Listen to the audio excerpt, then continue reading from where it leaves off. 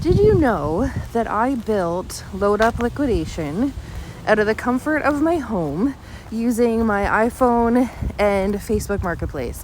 That is all I used for 3 years now. It has been that. It has been organic. It has been me posting stories and talking to people, and that is how I have done this entire business. It's very simple. I would just sell everything in our home. If we weren't using it, I figured 10, 20, 30 bucks in my pocket was better than having it collect dust in the basement. And my oldest daughter is still mad at me that I sold her Soda Stream that sat in the basement for a year untouched.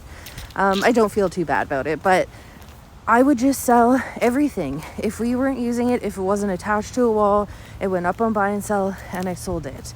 Then I saw someone who was selling Amazon skids just like we do now, and I thought, oh man, maybe that would be a good idea to increase my inventory.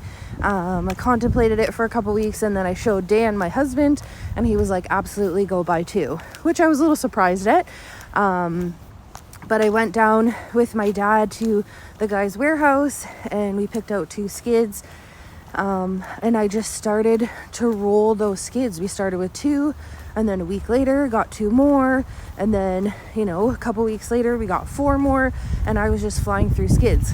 There was a point in which I was making $500 to $1,000 a week just selling items from home.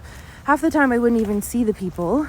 They would transfer me the money, and I would put their item out on the porch, and they would come and pick it up, and I never even saw them.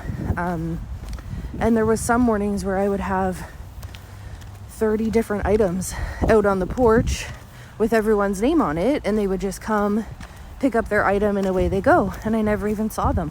So I'm doing this at home while I have my 2 kids, partly through COVID when they're not in school, and I'm just selling the product from home as I'm with them doing online school.